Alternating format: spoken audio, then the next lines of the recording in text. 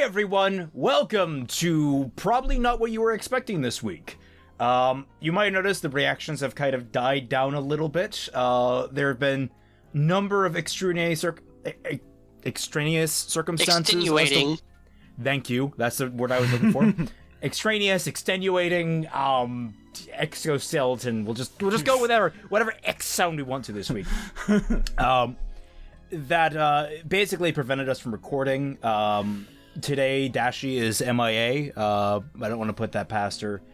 She has her own things going on, So we decided that instead of, trying to record a reaction without Dashie, especially since she was kind of the heart and soul of reacting to DBZ Abridged, we're going to instead discuss today something kind of important in the light of, the recent cuts at Rooster Teeth.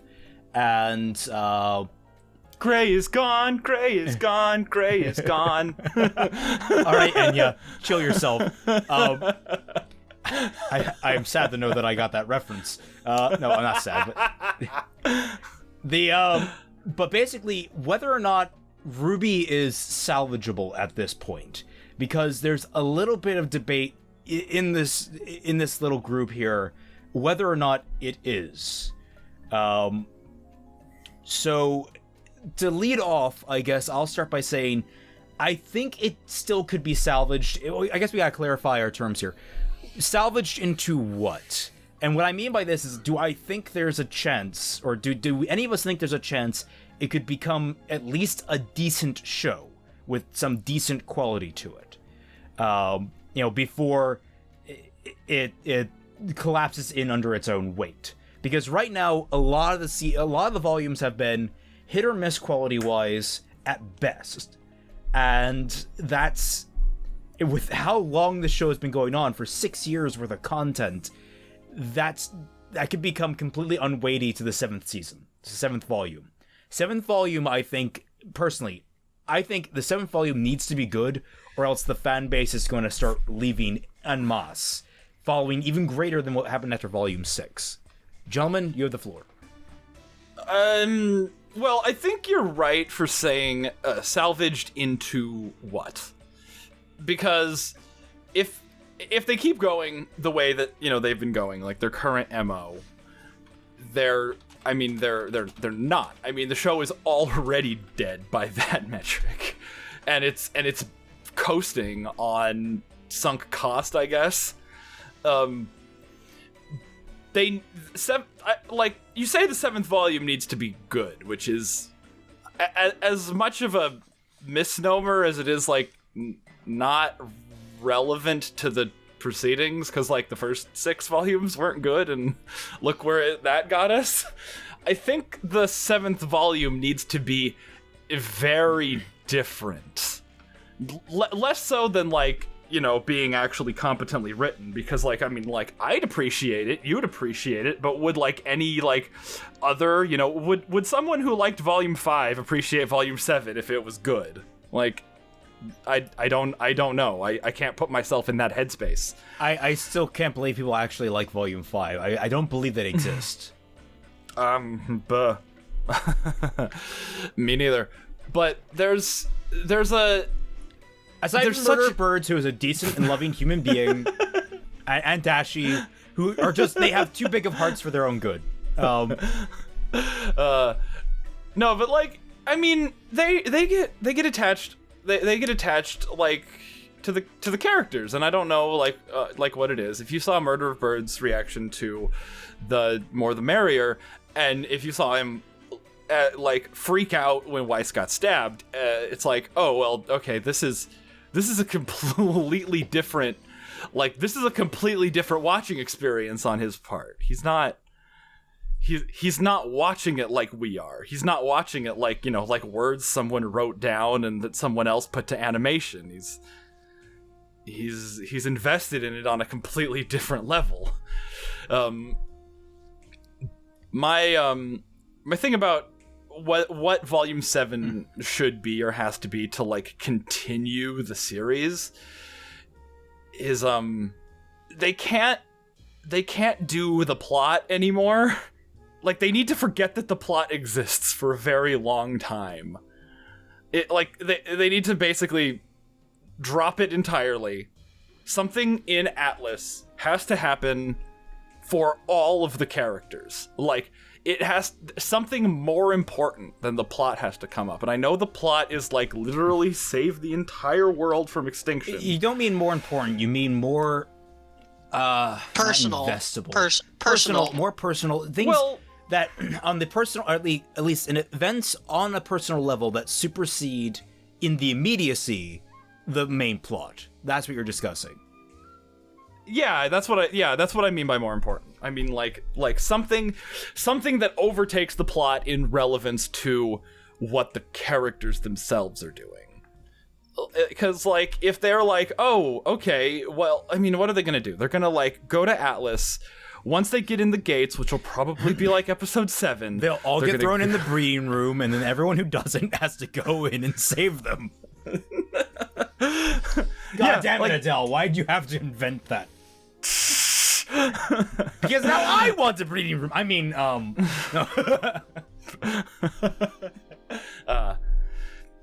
Yeah, it's like something has to interrupt their participation in the story. And because nobody is like rightfully motivated to actually do the saving of the world. They're all kind of doing it because it's what they have to do. It's like, this is the right thing to do. We have to. And that has to kind of fall to the wayside if they want the story to not be like dead in the water. I mean, you raised an interesting point because it doesn't feel like a lot of the characters actually have motivations. I mean, that's what Volume 6 was literally about. It's just, why don't we throw it in the well? It's like, don't the Grimm know where it is at all time? Oh yeah, I forgot about that. So it's like there's... It creates this interest. Maybe that was part of the reason, because we were discussing it, and I brought up the point that I felt like when Ozpin admitted he had no plan, the show lost something. And I think it was sort of like the branch breaking, the bough breaking, where the writers just kind of threw their hands up and said, we don't really have an idea for what the hero should do. We don't have a plan. It's not that Ozpin doesn't have a plan, it's that the writers don't have a plan because they've relied so much on Ozpin to give the show direction. And it feels like it's such a sudden break from that.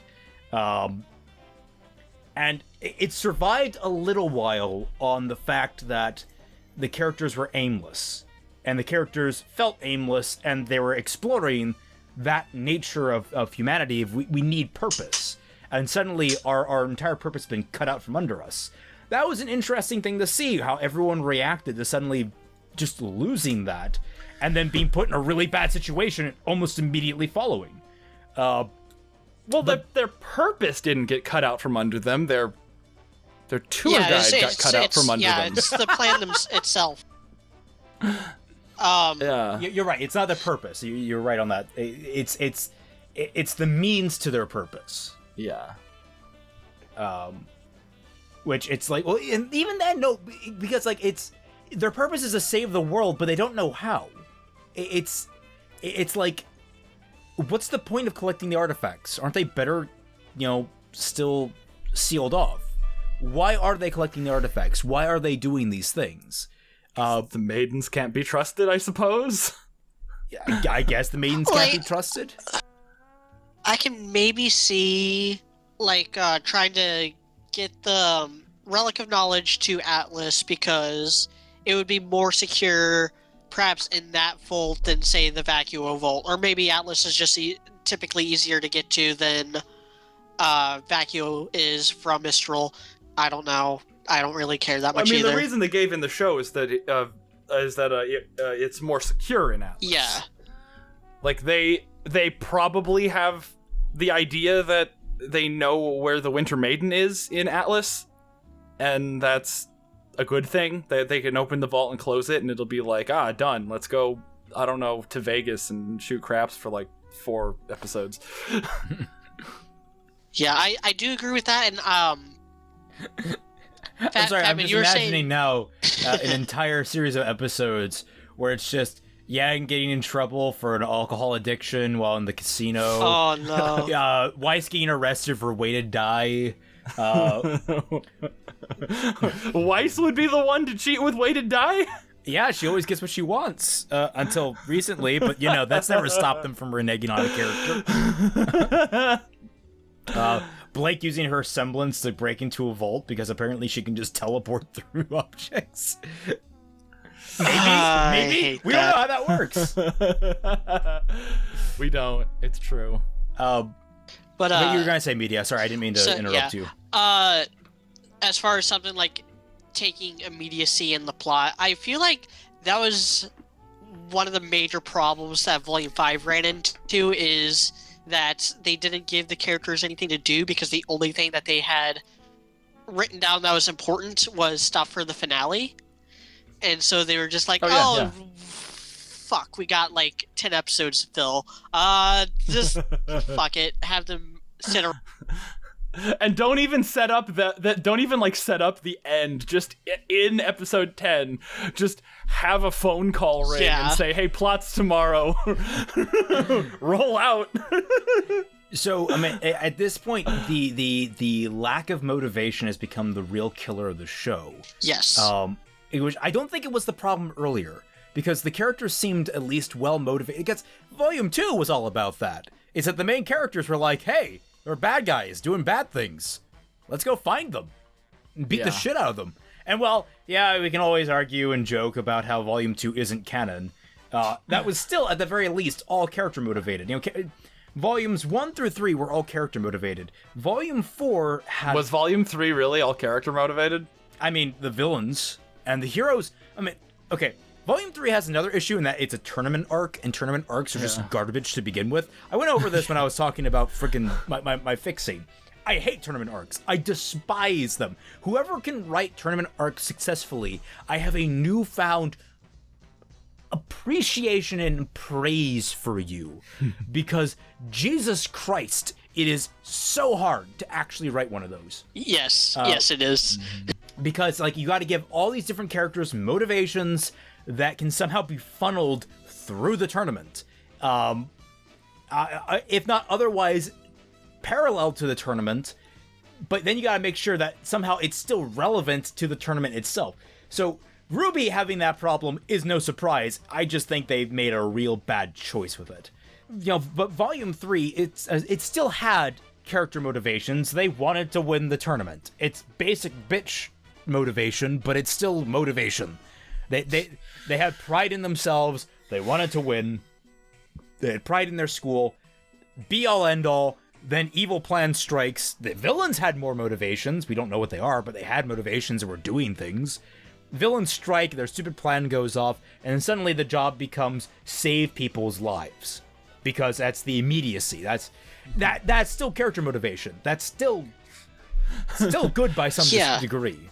For everyone except Velvet, her motivation was still just wait for Coco to tell me it's okay to save people's lives. Yes. And then do it in one fell swoop. I mean, wasn't that kind of her character arc in the book, was just not taking orders? Can we just talk about how they're really, really bad at writing gay characters?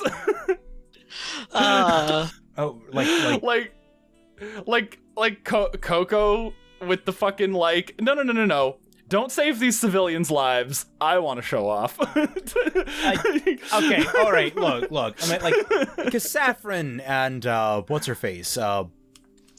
Oh yeah, no, Tara. they're only in it to, fucking shut down the communication tower that they need to survive. That's fine. Well, they're also the base of operations for the latter half of Volume 6.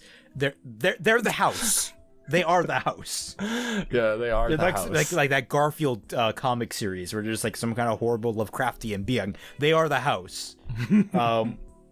No, but is my house made of flesh or am I made of house? The gingerbread man cries. For he does not know. For he does not know. But I was gonna say is, so it's not that they write gay characters bad. I just think Coco is not in the books. In the show, she is a badly written character. In the book, all the characters are written decently. there's still some issues. There's some weird continuity issues. And don't forget about Ilya. Like, all right, cucked into genocide.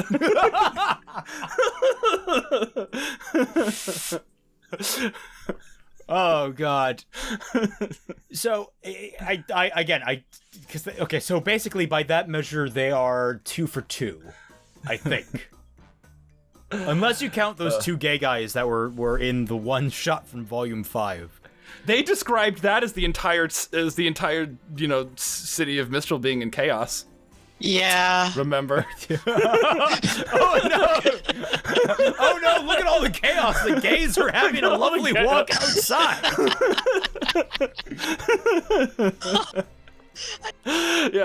Yeah. Oh Lord! Wow, I forgot that's how they described that scene. The city is in chaos.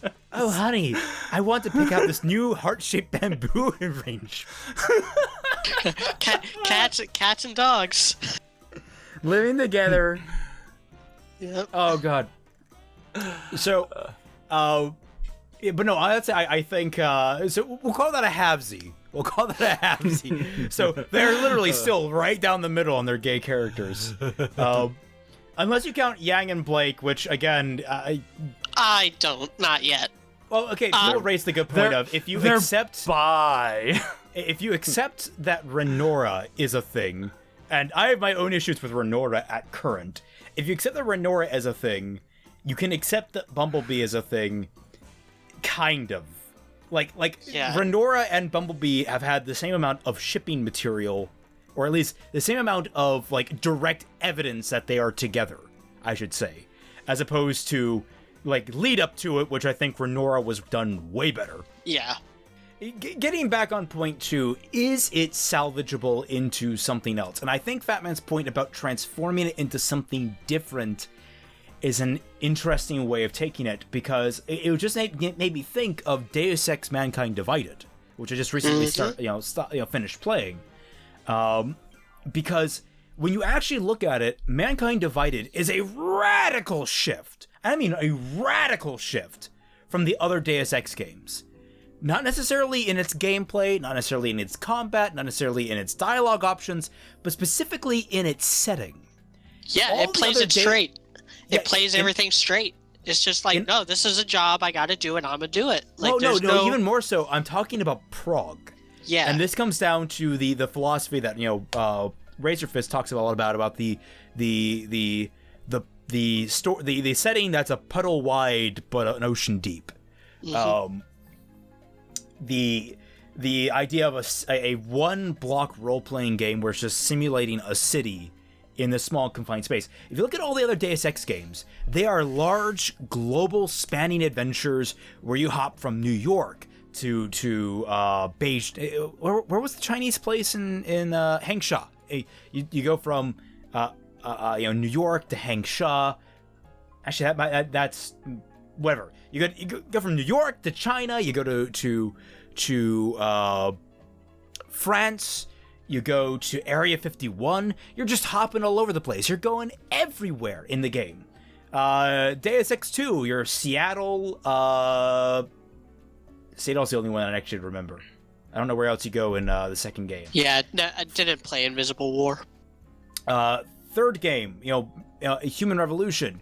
You go from Detroit. You go to Hangsha. From Hangsha back to Detroit. You go from Detroit to Montreal. From Montreal, you go back to Hangsha. From Hangsha, you go to Singapore. From Singapore, you go to motherfucking weird installation in the middle of the Pacific Ocean. And then you got Mankind Divided, where you're in Prague. You have about 3 missions that go outside of Prague. You have one that goes at the very beginning that goes to Dubai. You have one in the middle that goes to the Swiss Alps, and you have one at the end that goes to London. But everything else is focused squarely in Prague. And these are not like large explorable areas, just Prague is explorable. And somehow, they made it not only feel Deus Ex, they made it feel like one of the most impactful games in the franchise thus far. And that is a credit to the writers in how well they handled that. Because that is a radical shift in scope for the entire series. But they made it feel just like this natural shrinking that also increased the scope of things, because you suddenly got to feel this real close microscopic look of the setting. And from that, you feel the ripple effects of the larger actions you did. Very interesting to see. So, I don't disagree that what Fatman's saying about RWBY, in how it can... A shift in dynamic, a radical shift in dynamic, might be healthy for it. The question I'm raising is, will it be good? And of course, the answer is probably not. But if hey, don't forget about their new writers. They could shake things up in a way that's... Am I not allowed to forget about the new writers? No, I won't allow it. Yeah, that was God. I am so concerned about a lot of those things. But going back on point with this, so is it salvageable in the sense is, do I think that it could continue? If Volume 7 doesn't have the radical shift it needs to recapture people's attentions, I get the feeling that Volume 7 may be the last or second last volume of the show. Because Rooster Teeth right now is on its last legs with the recent cuts. Everyone is looking at Rooster Teeth like they've grown 2 heads, because they suddenly cut 13% of their staff. Yeah, it's not insignificant. Yeah, and half of that was their game division. Their entire game division is gone. Vicious Circle flopped so hard everyone who worked on it's out of the job now. Oh, that's a Rooster Teeth game? Yeah. Vicious Circle. Oh. It's the Evolve clone that they made that has like Jeff and Michael and Lindsay and Barb. I got a message that was like, "Oh, are you gonna play Vicious Circle?" And I was like, "I don't even know what that is." And they were like, "Exactly." Yeah, and I'm like, "Okay." 300 player count max. Yeah. Fun. Like it is galling to me how bad Rooster Teeth has become at advertising their own products. Well, I mean, to be fair, Vicious Circle was one of those just like bad ideas that should have never been given the light of day, because... Well, yeah, they're copying Evolve. Yeah, Evolve was a bad idea that nobody should have given the light of day, and that came out almost 10 years ago. What? Wait, five years ago? 5 years ago? 6? It came out over 5 years ago. You're scaring me. I think it was 2014 that it came out? Oh god, I'm scared to check. That sounds right. That does sound right. I just know it was a while. 2015. Okay, good. Oh. Hunting Season 2. They had a second season of the game. I forgot they had like a push to try and resurrect the damn thing. I think that was before they went free to play, but I'm not sure. Is that even running anymore? Does anyone actually play that anymore? That's one of those things that'll always have its niche audience. Because I liked the premise. When I first heard about the premise, I'm like, oh, that's really cool. And then I saw the gameplay and I'm like, oh, that's really lame. Like, isn't it just like bad Left 4 Dead? Kinda. The idea is that you're an alien that has to run away from the good guys. But you're playing as the bad guy, and then later you grow into an unstoppable killing machine that they can't possibly beat. Like it's like the pinnacle of asymmetric gameplay, where at the very beginning you are completely unable to fight them, and at the very end they are completely unable to fight you. So the entire thing is a race to see who can kill each other fast, which in premise, on paper, sounds really cool. That's a really good premise on paper, but making that work mechanically and keeping it interesting the entire time and making repetitive versions of it good is not easy. Yeah, I think the only game like that really worked is Dead by Daylight, and that's because they constantly add in new like classic horror monsters that have completely different ways of being played. Well, also on top of that, Dead by Daylight is a static system. It doesn't really evolve. The characters and villains don't really evolve. You can find equipment and stuff, I think, as the survivors, but as I think the villain, you just get like reusable powers over and over again. Yeah. So it's like it's not like you level up and the dynamic changes dynamically as the game goes on. It remains stagnant.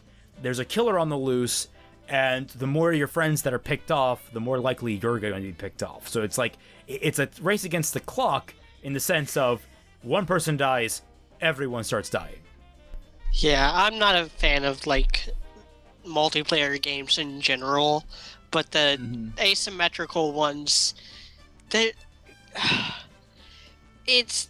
just, it gets redundant, it gets repetitive at a point. Like again, I watched some gameplay for Vicious Circle, and every time they were all just the same match. Sometimes the one of the characters would win, sometimes the chicken would wipe everyone out, but there wasn't a whole lot of iteration between those two possibilities. Yeah, I mean, I'm personally not a big multiplayer guy anymore. I was really into the, I mean, I really loved playing Titanfall 2's multiplayer, but that was just straight up competitive multiplayer. That was just, classic stuff. I've never been into, like, games that are solely focused on multiplayer piss me the hell off. Because it's like, you guys have all these fun mechanics and such, and nothing to play them on. Because, like, the minute, like, the game count, like, you run into a situation with it where the people playing online have been playing since launch, and they're all experts, and they can kick your ass within 10 seconds, and no one else is playing anymore. It's just those guys, who are all in their weird, incestuous kill circle, where they're just, playing constantly against each other, and refining their practice to a T, to the point where almost mathematically you can predict how they're going to actually fight each and every circumstance. That's what happens to every multiplayer game. The changes come when you offer a single-player experience that won't scare off new players. I'm scared to play on Titanfall 2 right now, because I know that everyone that's playing Titanfall 2 right now has been playing forever. I stopped playing. I come back, I'm gonna get my ass wiped. Yeah. Which got us off on topic, but I can bring this back to RWBY by being, remember how no one talks about Grim Eclipse anymore? Oh, yeah. You want to know why? There's no good story content. No one talks about it anymore because it doesn't keep people's interest. I have the shameful distinction of that being the first game I ever bought on Steam, and up until just a few days the first ago, one you returned on Steam. No, I never returned it. I streamed it and played it with people and stuff. High Powered and I would play it a lot together. And up until recently, it was the game I had the most hours logged into on Steam. It only recently got passed up by Empire at War, because that game is the tip. But, okay, so I was going to say with this, so, I mean, the story is what keeps people. And I can bring this further back to Volume 7 is, what could they do in Volume 7 to retain audience? That is my question. Should we assume they're now in that mode of, we need to retain the audience? What do we do to do that? Should we think that they are being cynical about this? Well, I don't know that that's really the problem. Like, I don't know if audience retention is. I think it is, because after Volume, I don't know why this happened in Volume 6, but people seemed really fed up with the show after Volume 6. Because the story is over. Yeah, like, so it's like we're waiting for like a literal Deus Ex Machina, and I don't mean like a literal Deus Ex Machina in like a joking way. I mean that actual God gave Ozma actual machines that will manifest him. Like, like, it's like, do they not know that it's still a Deus Ex Machina, even if you say it's going to be? Like, Deus Ex Machina doesn't mean, like, not, or doesn't mean, like, a surprise. I think part of the problem is, I kind of like the setup they have with it, but I don't get the feeling they're doing, like an interesting thing with it. because I mean, like, this might be a mild spoiler depending how I want to take it in fixing RWBY, because I'm still debating a lot about the gods and the relics and all this stuff. But my idea is, look, we gotta get these relics and we gotta hide them again, or at least keep them on the run, because if Salem gets them all, she's gonna fucking summon the gods and wipe everyone off the planet. Like, they don't want the Deus Ex Machina. They want to specifically avoid the Deus Ex Machina, because the Deus Ex Machina is going to kill everyone again. Like, that to me is, like, the most compelling part of the story, is that, like, the gods gave you these wonderful gifts. You never want to use them. Ever. You never want to have them in the same place all at once. It's a bad idea, but now the villains are collecting them. They're collecting them like fucking M&Ms. You gotta get there before they start eating them. I think the main thing they need to do, and this is something that I didn't even realize they had really screwed up until recently. Mostly when I was doing the Honest Look at Crow. The goals and motivations no longer line up for the heroes. And this is where I think a lot of people got lost in volumes 4 through 6. And though 4 and 6 are like the two best volumes in my opinion, they're not good for the same reasons that volumes 1 through 3 were, enjoyed by other people. And that's because, as much of a stretch as it is for some characters, all the main characters had reasons to want to be a huntress. That was the goal, and they all had their own reasons. Like, Blake just wanted to be noble or whatever because huntsmen are cool. RWBY just wanted to be a huntsman because mommy issues and God, the fucking comic. Wait, what? What's this about the comic? I'll talk about that. What I've heard about it later.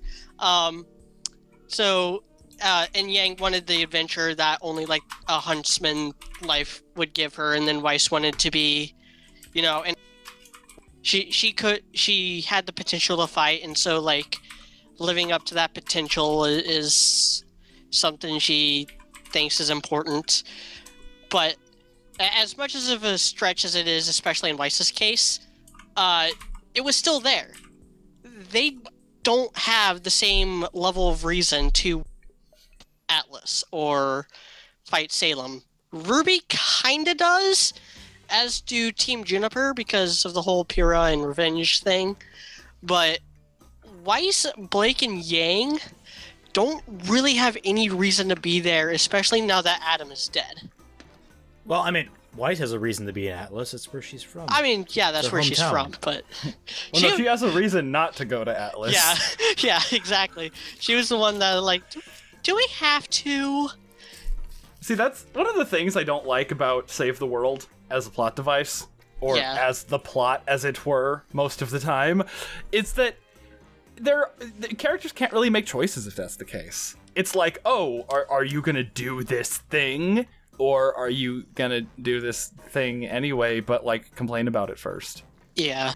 If the plot is something like, personal to someone, it's like well, what if the I don't know. What if the plot is like winning America's Got Talent, right? Instead of saving the world. And RWBY's like, we have to go to Atlas so I can win America's Got Talent. And then Weiss can be like, well, now I have to like weigh my desire to stay the fuck away from Atlas versus my desire to like help my friend achieve her goals. And there's actually like a choice to be made there. It's like, oh, we have to go to Atlas to save the world, but I ran away from there. Great, everyone's gonna die if you keep this attitude up, you little bitch. What I like is that when they have the save the world conundrum, but to different degrees, like there's a level of degree that you can fuck the world, and like different heroes are okay with different degrees of the world being fucked. Yeah, so it's like that's similar to a bit of the conflict in Dr. Stone with Tsukasa and Senku. Yeah. But I was gonna say with that, because I'm reading right now, there's a fun little fanfic that I'm reading that's like exorbitant. It's huge, but it's called Ako Kagri and the Seven Stars, or at least that's the first one in this series. It's basically sort of a retelling of the Harry Potter franchise with main characters from Little Witch Academia, and then everything else.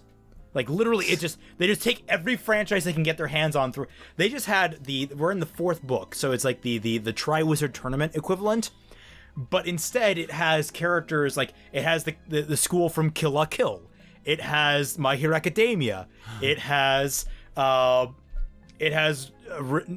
no Riddle, it has a Black Rock Shooter. It has it has all these different school characters that are showing up. And then of the main characters, you've got like Nico Minoru from DC Comics being an integral part of it because she has this magic staff.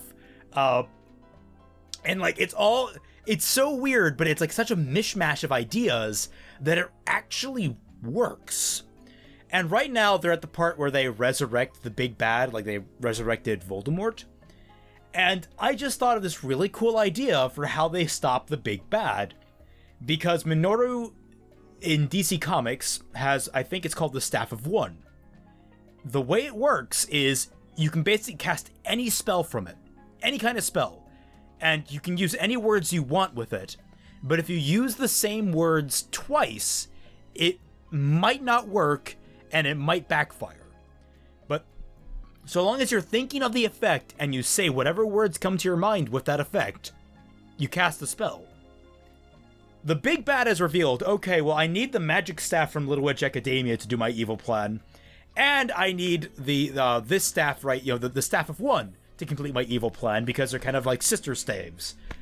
And I just thought to myself, well, if we're really talking about saving the world right here, and this bitch needs both staves to save the world, I would just hold up the Staff of One and be like, all right, whisk my friend away so that she goes back home and doesn't get, destroyed, when I turn around and go, bang, yell bang real loud, and destroy the Staff of One using the Staff of One. And it's like you use the staff to destroy itself, and you remove the MacGuffin that the villain needs to complete their plan, or at least set them back significantly before they can complete it. That kind of thinking is what I think Save the World can really produce, because it's not a permanent solution, but it's enough of a setback that's going to piss off the villains and ensure that the heroes go on to save the world through another means. So it's less that the heroes need necessarily motivation. They need to be clever enough in how they use the character's already pre-established moveset, knowledge, and character to affect the end of the world plot. Because sometimes some characters are willing to make a sacrifice in the short term. There's kind of a spread of, when the end of the world is happening, you have characters that are going to be resistant to trying to stop it because they have personal issues, and then you have ones that are going to go whole hog into it to the point of being self-detrimental. And I think that can be very interesting to explore. You're breathing a lot. Or you could do the Star Wars thing where there's just a million planets, and so Alderaan gets blown up and stop caring after a few minutes. Okay, now, in all fairness, what I'm talking about world-ending plot kind of goes back to a lot of the stories. The reason why the world being at threat has become such a thing is because we have such a globalized society now. Yeah. In the Star Wars universe, one planet getting blown up is big to us because we only live on one planet. But I can imagine that the minute we hit the stars in super liminal travel or whatever, we're going to be it's going to open up the end of the world stories. The end of the world stories are no longer going to satisfy us. We're going to need a bigger scope, because it used to be back in the day, really old stories were typically save the village, save the kingdom, save the country. Then it was save the world. Then logically it would be save the save the solar system, save the galaxy, save the entire universe. And while it's always in Star Wars save the galaxy, we always see it on such a small level that we don't really get a feel for that scale. Except ironically through the prequels. The prequels are the only movies that actually deliver, I think, that real scale to the events going on in these films. Yeah, because the prequels, you know, they had a lot. They had a lot more technology and stuff thrown at them, and so there's a lot more planet hopping in the prequels than in the original trilogy. Like Return of the Jedi had 3 planets in it. It has Tatooine, Dagobah. It has Tatooine again. It has Dagobah again, and then it has Endor, and the rest is just space and the Death Star, which is a space station. Compare that to like Revenge of the Sith, where we got Coruscant again, we get Tatooine at the end, we get Paulus Massa, Dagobah was in a deleted scene. Kashyyyk. Yeah, Kashyyyk, Magneto, Felucia, Kato Namordi. We see the montage of Order 66 and like 15 planets just in that scene. Where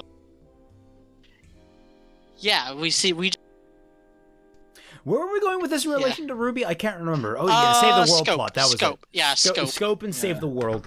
Where the problem is, like right now, there is no like tricky way for them to delay the end of the world. Well, I mean, okay, I've said this before. I know that I've talked about this in like one of our things, but like the way that I would write the next, like if I got like hired, if they're like, shit, we needed a writer, and they're just like, and they've just like randomly picked a YouTube channel, and it happened to be mine. You would obviously call me, right? No. Well, we'd have to see. I would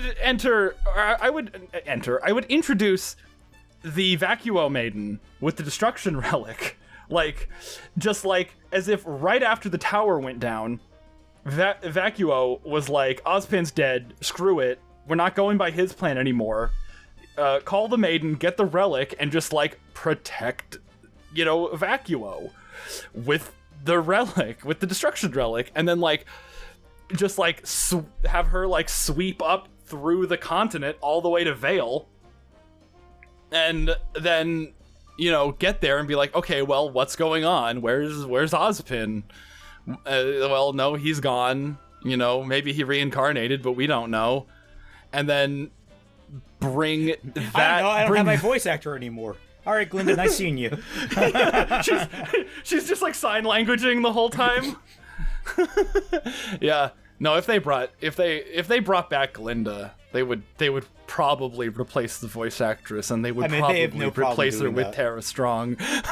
Because whenever you need to recast a blonde character, she's just top of the list. I don't understand that. I still don't understand why they recast. I think she was the recast voice of Kira in Jack and Daxter. Yeah, in Jack 3. Why? And she was the recast voice of Harley Quinn in Arkham City. Yeah. Yeah, and it's because they had the original voice actress in Arkham Asylum. They recast her in Arkham City.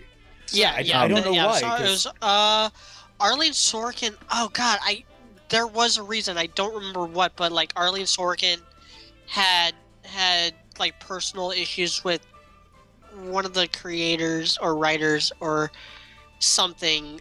I don't think she. Oh God, I can't fucking remember what it is. I think it had something to do with Harley Quinn's design in Arkham Asylum, because she voiced the character before she recorded all her lines and stuff before the final design was improved, and she's just right. Oh, that's fucking weak. I'm out of this. If you're gonna just use me for that. Because the fucking Harley Quinn design they've gone with since Arkham Asylum, I hate that design so much.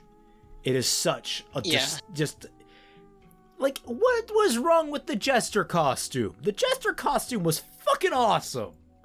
Yeah. And they didn't change that many other characters. All the other characters were had at least close to their Yeah, I mean, Mr. Freeze was freaking spot on. Yeah. Yeah. So is Joe. They her just wanted Two-Face they wanted Riddler. an excuse to show them busts and that Yeah. ass, but they didn't realize that the latex bodysuit already did that really well. Yeah. And not only that, it was like all at once more seductive and more demure. It's like you can't get more of a perfect combination than that, and that's really kind of quintessential to her character, is that she's not an explicitly sexual being, but she's not afraid to use it. She's just more kind of kooky and wacky and bouncy. I don't know why they took that away from her, even though her character was still fine. Yeah, her character was fine, like, writing-wise. It's just the design, the costume was like, oh, come on, guys. Did you really have to? I mean, obviously you did, but, like, did you have to? Side question, and this is, we're getting really off topic here, but am I the only one that when they shot Suicide Squad, her t-shirt looked really weird? Like there are some movies that have this really weird effect. Let me try and pull it up. I mean, Suicide Squad has, like, terrible, like, a lot of saturation issues. Yeah. Like, I mean, I wouldn't be surprised if they, like, pushed up the saturation, like, on the red specifically, just to make Harley Quinn look like she didn't, like, she was, like, out of place. The biggest thing is, like, you can tell that this shirt was made to look this way. It doesn't feel like it was actually, like, torn and ripped like it should be. It feels like, oh, it was made to be torn. It's like those fake, those torn jeans that you can tell weren't actually torn. And, like, also the material looks heavier than it should be. It looks like it's a heavier shirt. Oh, hey! Yeah. Dashie! Don't hate me!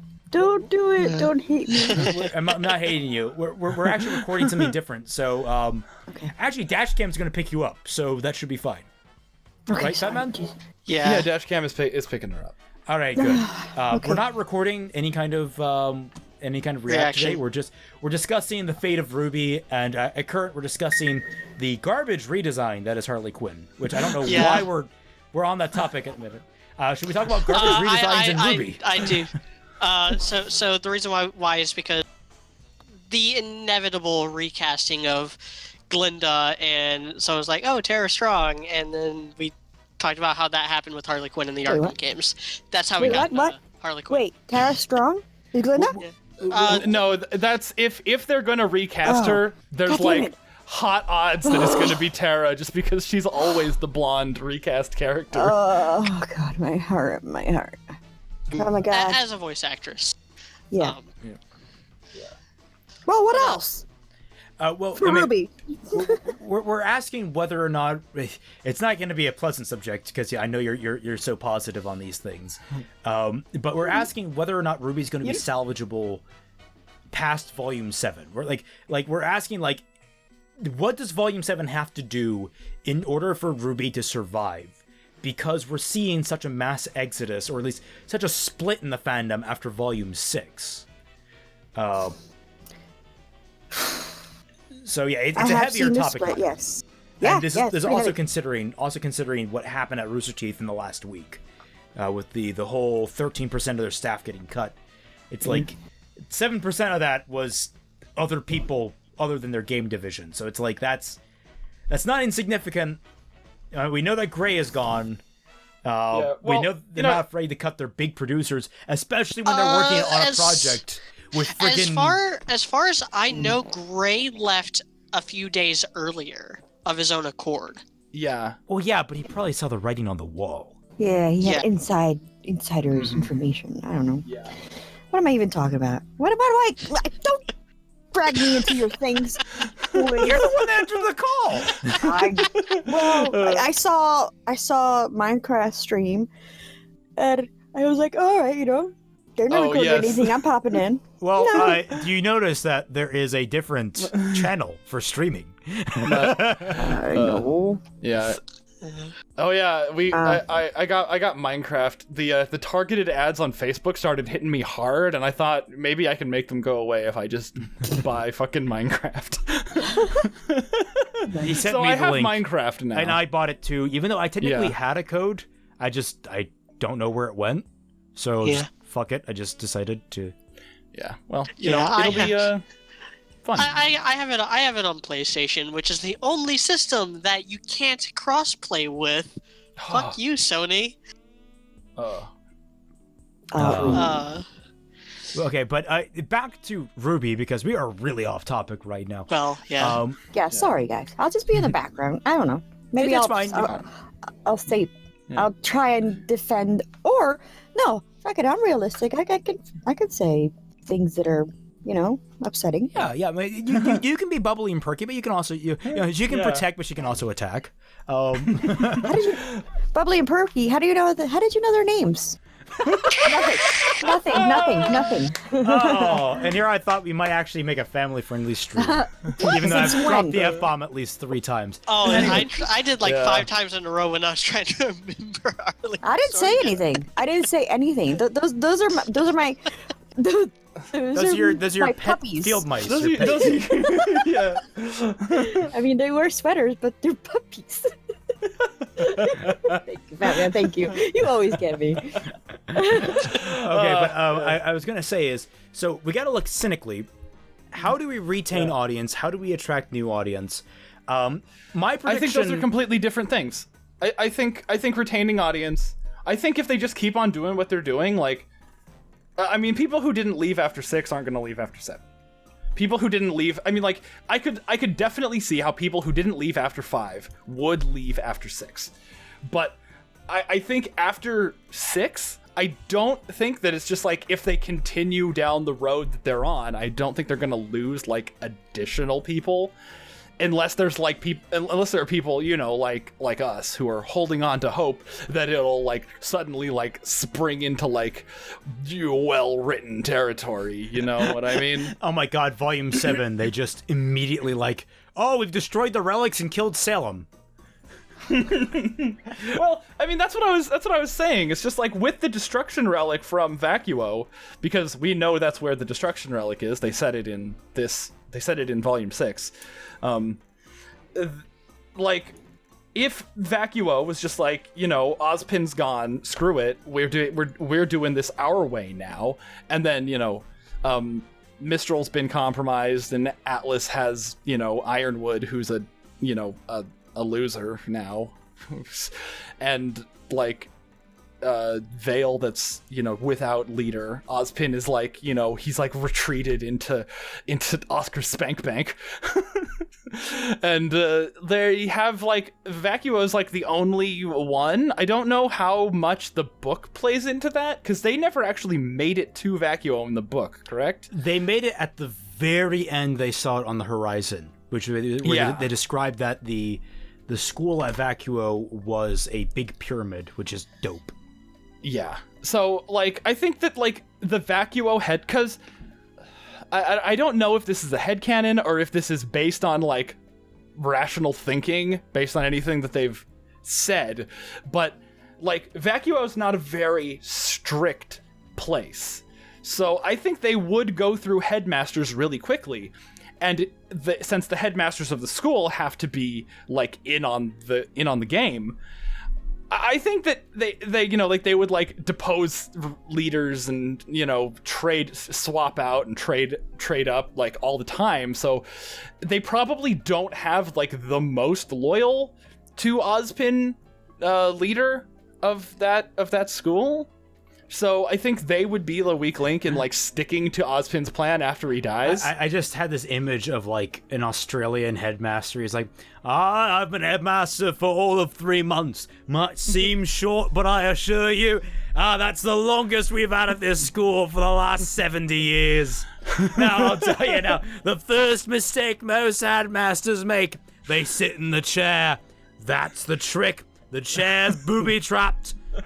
Landmine right beneath it. Never sit in the chair. It's like a Futurama, right? When Fry went and he drank the Emperor in that one episode. Sorry, it's I would just be like, I've never done a good Australian accent. I'm surprised I pulled it off as long as I did. I'm so proud of myself there. But please continue.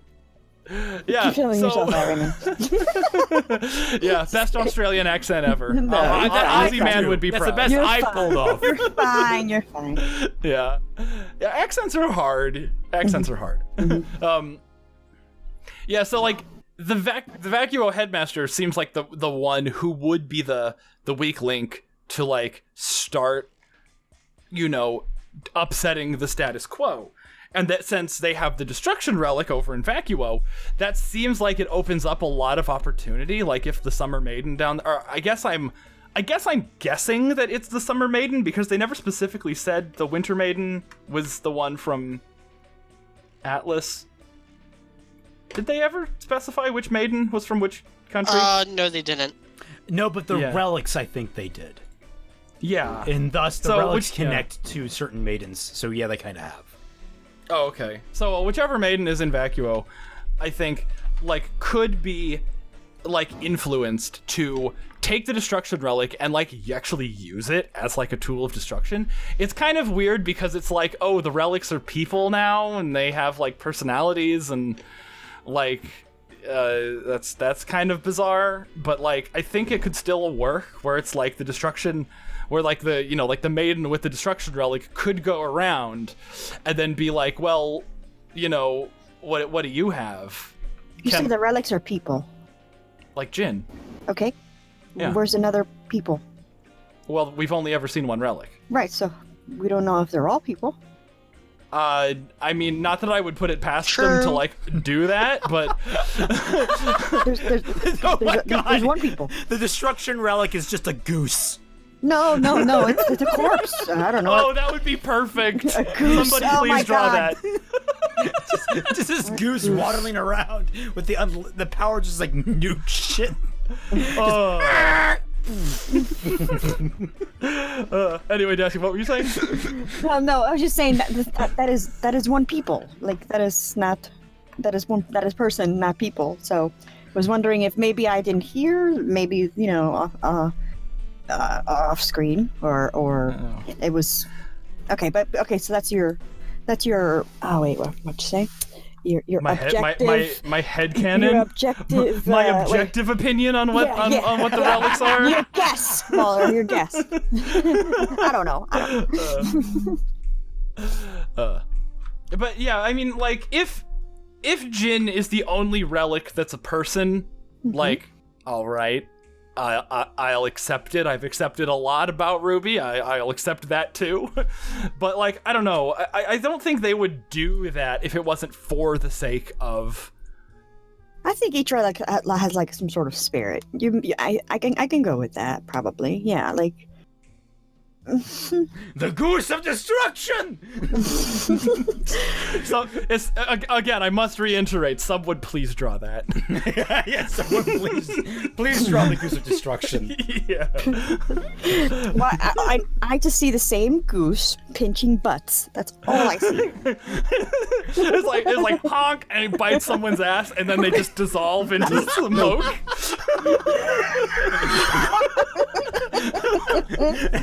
Little known, but in Avengers, in Avengers, behind every single person who disappeared was a little tiny goose that you could not see.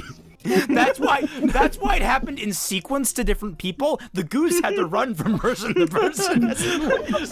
No, there's a deleted scene in Infinity War where the Peter Dinklage character is like, I did it, I made the Infinity Goose. Thanos is like, can I have like a glove or something? Oh, fine. I'm only an ancient dwarf. What do I know about style?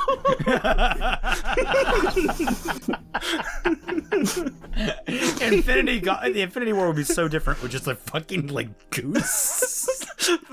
Thanos holding it in one hand, like trying to put the stones in it, but it keeps nipping at him. Hey, dude, are you kidding? Geese are scary, man. Have you seen the back of their throats when they hiss at you? Ugh. Yeah.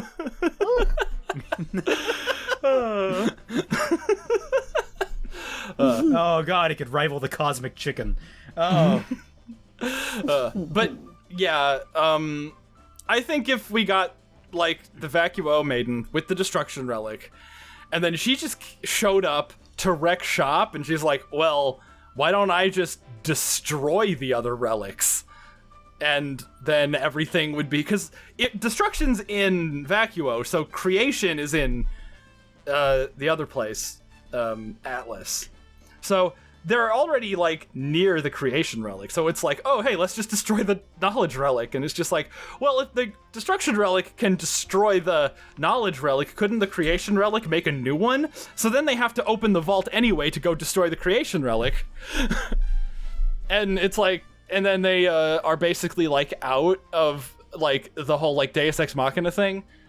Another thing I would do to like, I don't know, fix the series is take Nora and give her like this unquenchable desire to be like the best fighter ever, and then to prove it by like going around and like being like, oh hey, there are like, you know, maidens and there's all sorts of shit. I'll go kill them. And then Nora, Okay, so your solution on. is to just turn Nora into a murderous psychopath. Yeah. not a murderous psychopath, You just someone said, who "Oh, has the look, there are maidens. Oh, okay, I'm sorry, going a to kill bounty them. hunter. A maiden bounty hunter. Okay, gotcha. Oh well, okay. Maiden I mean booty that- hunter. a maiden. There we go. Yeah, okay. I mean, what I mean for her is that she desires to be the best. So that means proving that she's better than all of these like ancient, So she's magical. Yeah. Like no one ever was, you know? Like, Yeah. She's like half Goku, half Ash Ketchum. yeah. Except, you know, That's- without the bad parts of Ash Ketchum, which are like almost all of them. And she gets to win at the end. Once, at least once. Once, yeah. God, has he never won a Pokemon League in won the all Orange like League. 900 episodes? He won the Orange League, I believe, Ah, nice. which is the only one he's ever won. I think Tom would be able to tell us, but the son of a bitch still doesn't have Discord anymore. He's editing. It's fine. It's 2 hours out of his day on Saturday. Well, I mean, you make a compelling point, but it's still editing. You act like a jealous girlfriend. God, relax. I don't know Vegas why have he that doesn't I look don't. at me during. He's like rocking in the fetal position. Tom. Oh God, I've watched too much Game Grumps. That's like one of my Yes. favorite jokes of theirs. So yeah, for me, like I'm just like looking at it from like a marketing standpoint. How do they get noob faces in? Well, obviously the one dynamic I think they're taking, Mediocrity's computer officially makes no sense. Apparently, what the hell? So while you guys were having that conversation, I was just like fucking around with my computer, like trying to see if I can get it to work by some miracle. Stop It putting your actually dick in did it. for about it. You said fucking around. Why were you fucking the fucking computer? Yeah. Because porn. I was You saw the warnings. Don't trying- fist trying the to robot see- girls. Let the poor man talk. And it actually started working for a hot there, and then it shut back off again, and I'm just like, this makes absolutely no goddamn sense. Like, why isn't it working? But why is it also like it's actually turning on now, but it's not staying on, and I'm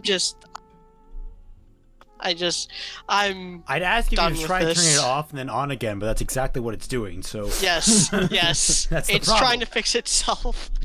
what was I gonna say with it? Okay, going back to what I think Volume 7, what they're going to try, I think. Obviously with Kirsty, they're bringing her on so they can write LGBT characters without getting criticized. That is my cynical view on it. I'm doing this from the most cynical viewpoint as a writer, as opposed to any kind of optimistic one. Even though she is very heavily criticized for the way she writes LGBT characters. Yes, but she is a woman, and thus that will deter a lot of people from trying to criticize her. It's an unfortunate circumstance where a lot of things like merit don't seem to matter to people. But Well, I mean, based on her Goodreads reviews. yeah. I mean, again, still don't know why they chose her of all people. Her writing partner on those horse books would probably be better, but so that's what I think they'll do.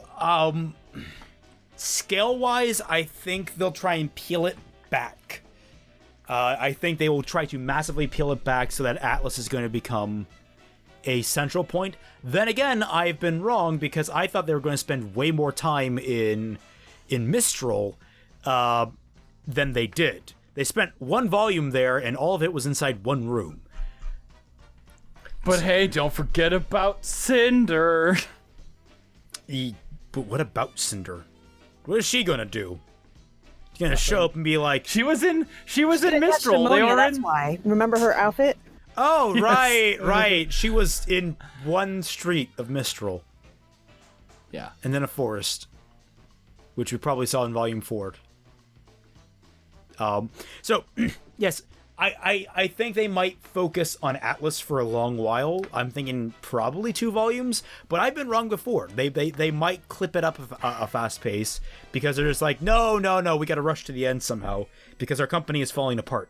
And we need to finish it before it gets ported over to WB, and no one involved with the actual show that actually cares about it is going to ruin it. Warner Brothers just hires Sheena, puts her in charge. Oh my god, that would be amazing. Just hire back Sheena, hire Shane. That would be like the ultimate salt in the wound. Holy crap. But yeah, no, I think they're going to try and peel down. I think you're right that it's going to focus mostly on the characters. I think they're going to try. If they don't try, I think they're going to wind up with way more problems. They're going to lose a lot more people. But after that, I honestly think Volume 7 is going to be a make or break. Because I saw the discrepancy with Volume 6, but I disagree with your assessment that there's not room they could still lose ground. I think there's so many different ways they could still mess it up, because a lot of the diehards, for example, are like, say, Thomas, Unicorn of War, who's very invested in Bumblebee right now. If they royally screw over Bumblebee in some way, they lose people like Thomas. But that's what they should do, and that's what would make me realize the show's secretly been good the whole time. And that's the problem. It's like they're kind of damned if you do, damned if you don't situation, and that's where I think Volume 7 is going to be a make or break it situation. They're going to need to hedge their bets one way or another. Yeah. Honestly, as far as Bumblebee, if you like Bumblebee, then it's just going to stay. I don't think they're going to be convinced otherwise, especially like the ride or die Bumblebees. Like I said, like, there's always a way to find. There's always those. Yes, they're Raymond lesbians. Just like Dashie. They will see them that way. Blake just turns to Yang, stabs her, and goes, "Oh, Yang, if only there was someone who loved you." Oh, and that's how they could fuck it up. There's always going to be someone that says, "Oh my God, yes, it was a heartache at what was that movie called? The Fatal Attraction? No. The one with Brad Pitt and Gone Girl? No, where sorry. they were both killers and Mr. and Mrs. and Mrs. Smith. No. That one? The one where they're both killers. They're both killers, and it was like a Romeo and Juliet kind of thing, but not really. But they were like Bonnie and Clyde, but not really. Basically, like they were. They proved to each other to set the other one free because they love them. Like there's a way to always turn shit around if you truly are that type of like fan or whatever. But that's what I'm trying to say is there's different types of fans. You can't generalize. Oh, Thomas he likes them for certain reasons, just like I'm a Bumblebee fucking whore for certain reasons as well. So no, I get that. I get that, but like that's the thing is I have firsthand experience for how people react to the shipping wars. I have been in the middle of shipping wars for my fan fiction. I was in the Naruto fandom for 10 years. I feel like a war vet as far as shipping goes. You're the guy in that meme that turns around and goes, "Cowards!" Now, to be fair, the Blake and Yang romance was about as quick as the Hinata Naruto romance, though with half of the build-up. Actually, not even half the build-up. Like 95% of the the 95% missing of the build up. Yeah, I won't get into my story. I won't get into my storied history with Nar, but I will say that my iPad is not wanting to register push to talk. I will say that I was on the winning side of that shipping war. And what this is media right here. Yeah. Wait, did you say losing or winning? What? I was on the winning side of that one, and that's just like you're on the winning side of RWBY, Mister. You know. We have patience. See, because you're our diehard. You know. Lancaster. Lancaster, right? You're diehard. There's always going to be a way. Like that's not the winning side, really. I mean, what is the winning side? It's the one where we can just stand back and look at everyone and go, you know what? I got something better to do. And you know, you care about your life, and I'm not worried about this first world problem crap. I mean, honestly, the winning side is when John gets axed. That'll be fun.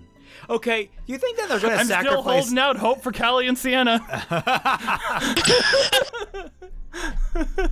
Oh God, there are so many ways you can make that wrong.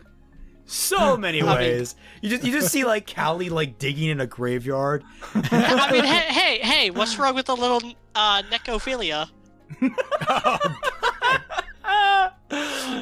Can that be the title of this video, or will that get demonetized? I don't know. Necrophilia? I think we've pretty much explored this topic to its logical conclusion at this point. Oh God. So we have the destruction geese and necrophilia. Got it. Okay. Mm-hmm. For everyone that watched, thank you so much for watching. Wait, hold on, Dashie. What would it take for RWBY to lose you? That's a good question. Yeah. Dashie. Good answer. Good answer. Nothing. Just silence. That's what losing RWBY is. Screaming and then silence. I miss those. Did you see that they came out with a kids book? Or a quote-unquote kids book? No. Llamas with hats for kids, I think. And that might have been a parody, but I'm not sure. Let me see. Llamas. If it's really llamas with hats, it's undoubtedly a parody. Children's book, maybe? 'Cause it was a children's book. God, remember the days when there was well-written animated content on the internet? Yep. That was before the YouTube algorithm killed them. Yeah. Yeah, it's an actual book, Llamas with Hats Babies.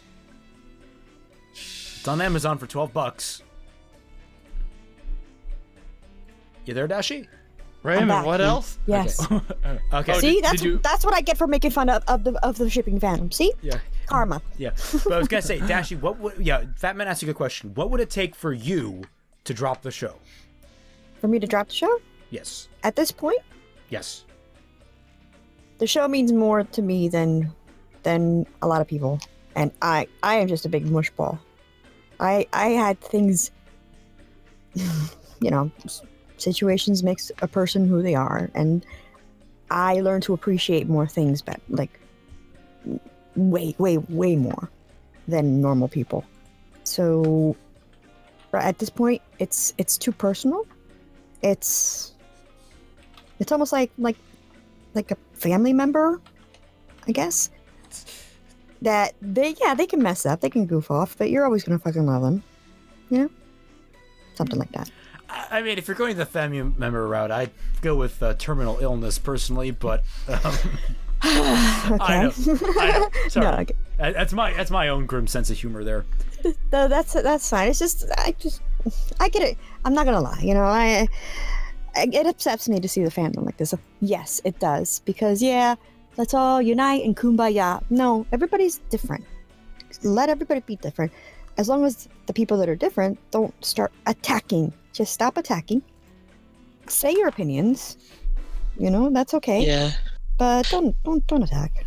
Yeah, this is all kind of like stuff I'm doing, not in the next Honest Look, but in the last Honest Look I plan in this off season, is kind of fandoms in general, how that relates to RWBY, and more importantly for that video, how the people at Rooster Teeth have interacted and what that has. Like going back to to answer your question, because Fatman? I think just one last slide, because I think the fandom mentality, it's across the board. There's always going to be bad eggs. Fatman. Okay, what's it going to take for me to drop it? You said, right? Does it work? Yeah. Okay, just drop it. Okay. How would they lose you? How would you be like, oh, How would they I'm lose out. me? Okay, they would. Yeah. See, that's what I'm saying. I don't think I'll ever like drop it. I will treat it like that grandma that nobody wants to be around, you know. But like, I'll check in once in a while to see how she's doing. If she bores me, you know, and if I get bored, basically. Mm-hmm. And I haven't gotten bored. Even the dumb parts are kind of entertaining. It's an SMH moment. Yeah, But, you know. I mean, I like it specifically for the bad parts. Okay, Like, well, I mean, that's fine. You know, I mean, I will 100% admit that yes, it is absolutely flawed, but that's what makes it sexy to me. You know, so, and like again, the only way it loses me, if it literally loses me as far as like interest, like, oh, something shiny, something better, because this hasn't kept up with like anything cool that it's like, you know, got my attention originally with. The story I'll now check becomes in when they're older. You know, I'll check in when they're older. the story now becomes an intense chess match. The entire show is just now chess matches, Yes, international. which honestly might be an improvement. I'm currently watching through Spice and Wolf, and I never thought, but Fatman, have you seen Spice and Wolf? I've seen. I think I've seen the first season, but that was fucking years ago. All right.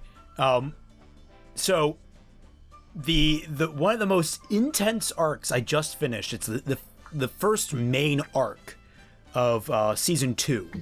Is it's probably the best arc so far in the show, and it's super fucking intense because characters are just standing around doing nothing.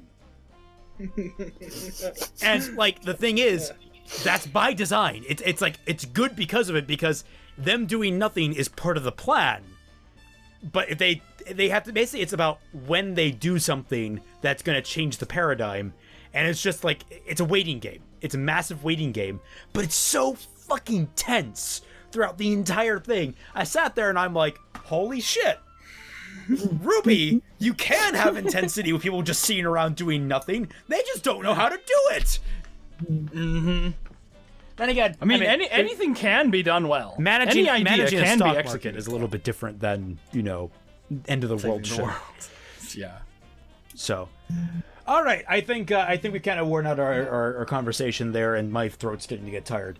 So, thank you all so much for watching. A lovely shout out to every single one of our patrons. Remember, for $1 or more to either mine or Fatman's Patreon, you can get access to the Team Frostbite Discord server, where all 4 of us are regularly active and will interact with you guys, which is much more reliable than, say, Twitter. Which reminds me, go to our Twitter accounts. Each and every single one of us should be linked below. If you join us there, you can look for all of our regular uploads, because YouTube is terrible at reminding you. Yes. Yeah. A shout out to every single one of my patrons, who should be flashing up on screen right about now. Also, I just want to say, live streams kill your channel in the algorithm, so we might not stream on our channels anymore. We're probably going to start, like... I'm probably going to, like... Maybe that. Yeah, like, bring up my Twitch, or maybe even, like, start a Mixer. Depends. I'll look into it. But, yeah, follow us on Twitter, and, like, look out for, like, the announcements of where we'll be streaming from now on. Yeah, because, God, I mean, Twitch is also just healthier because anyone can donate, because you just watch ads, and you can donate from that. That's a really cool system. I didn't realize that Twitch did that. Yeah.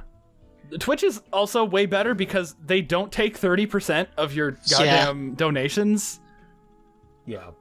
Well, yeah. So thank you all so much for watching, and catch you all on the flip side. Bye. Bye-bye. See you later.